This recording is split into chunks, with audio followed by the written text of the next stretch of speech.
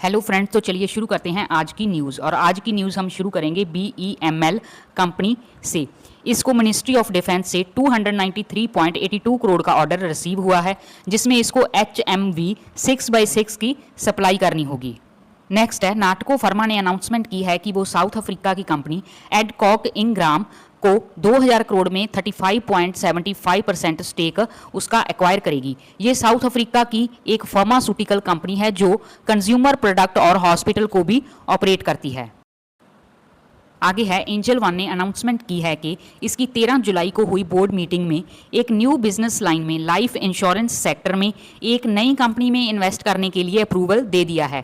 ये नई company live well holding company PTE limited के साथ ज्वाइंट वेंचर में होगी और एंजल वन के साथ एक एसोसिएट कंपनी वर्क करेगी, जिसमें लिव वेल का स्टेक 74% और एंजल वन का 26% इक्विटी स्टेक होगा और 26% स्टेक के लिए एंजल वन 1.04 बिलियन रुपीस की इन्वेस्टमेंट करेगी।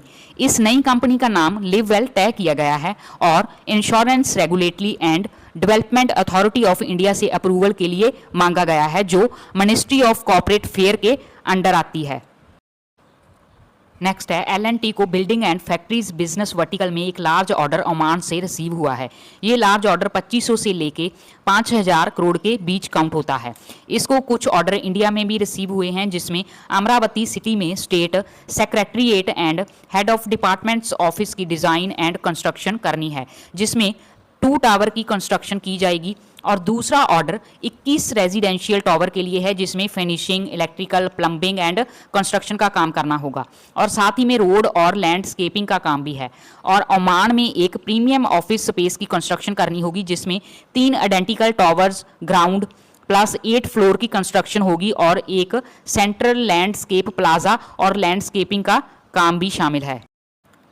आगे है, वाटेक वाबैक को सऊदी अरबिया में सऊदी वाटर अथॉरिटी से 272 मिलियन USD और 2332 करोड़ के ऑर्डर का लेटर ऑफ अवार्ड रिसीव हुआ है, जिसमें इसको जानबू में सी वाटर रिवर्स ऑस्मोसिस के जरिए 300 मिलियन लीटर पर डे का मेगा डिसालिनेशन और प्लांट जानबू में लगाना होगा।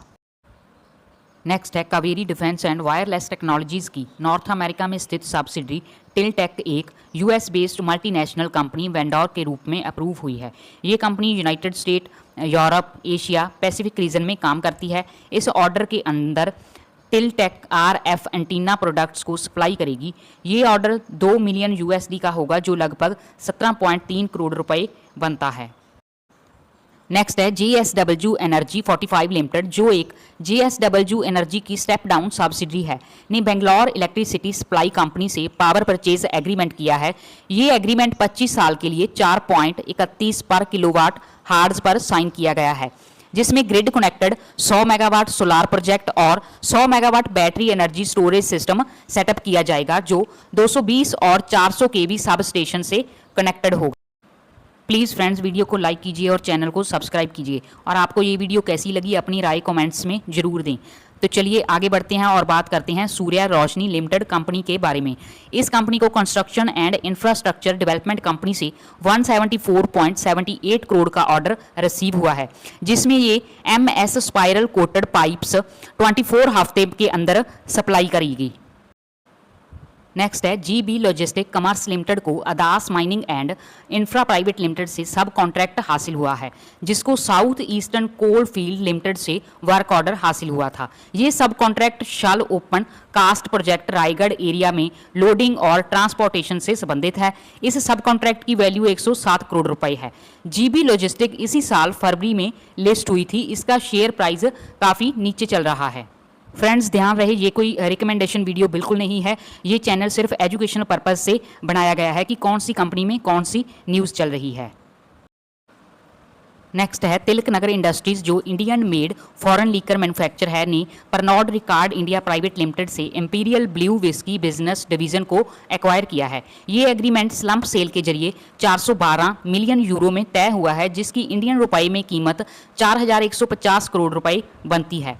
एम्पीरियल ब्लू का ब्रांड इसलिए काफ़ी इंपॉर्टेंस रखता है क्योंकि ये इंडिया का 3rd largest whisky brand by volume है, जिसका अपना 25 साल का ब्रांड हेरिटेज है और इस बिजनेस से 3067 करोड़ का मार्च 2025 में बिजनेस हुआ था।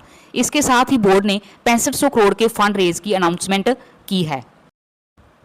आगे है जय नाम फेरो इलाउज लिमिटेड ने Tata power renewable energy limited को 20.7 मेगावाट पीएसी और 27 megawatt PDC captive solar power plant setup करने के लिए कॉन्ट्रैक्ट किया है, जो 85 करोड़ रुपए की लागत से तैयार होगा। नेक्स्ट है 25 जुलाई को केल्ट्रॉन टेक सोल्यूशन का स्टॉक स्प्लिट आ रहा है, जो 5:1 के रेशो में होगा और RIR पावर इलेक्ट्रॉनिक्स का स्टॉक स्प्लिट 10:2 की रेशो में होगा। और फ्रेंड्स आगे बात करेंगे कि 23 जुलाई को एक IPO ओपन हो रहा है जिसका नाम है GNG electronics limited financial information, और ये इसका डाटा 31 मार्च 2023 से लेकर 31 मार्च 2025 तक शोर हो रहा है, जिसमें इनके एसेट्स 285 से बढ़कर 719 करोड़ के हो गए हैं और रेवेन्यू 662 से बढ़कर 1420 करोड़ तक पहुंच गया है, और इनका प्रॉफिट भी 32 करोड़ से 69 करोड़ तक हो गया है। और इस कंपनी के पास जो रिजर्व हैं वो हैं 81 करोड़ के, जो 31 मार्च 2023 को थे, और अब 2025 को इसके रिजर्व हो चुके हैं 176 करोड़ के, और इनकी जो टोटल बोरोइंग है वो 150 करोड़ से बढ़कर 446 करोड़ तक पहुंच गई है, और इसका GMP 45 के आसपास चल रहा है। तो चलिए फ्रेंड जाते जाते बात कर लेते हैं कुछ कंपनी के Q1 के रिजल्ट के बारे में। नेस्ले इंडिया ने अपना Q1 का रिजल्ट पेश किया है, जिसमें ईयर ऑन ईयर बेसिस पर सेल्स 6% ग्रो हुई हैं, लेकिन नेट प्रॉफिट 12% डाउन हुआ है। और AB रियल एस्टेट का परफॉर्मेंस काफ़ी वीक रहा है, इनकी सेल्स 59% कम हुई है और नेट प्रॉफिट 1096% डाउन हुआ है। कंपनी सीधी लॉस में चली गई है। और बजाज हाउसिंग की सेल्स 18% ग्रो हुई हैं और नेट प्रॉफिट 21% अप हुआ है। सो फ्रेंड जितनी भी न्यूज़ थी मैंने आपके साथ शेयर की, फिर मिलेंगे कुछ नई न्यूज़ के साथ, तब तक के लिए take care and bye bye.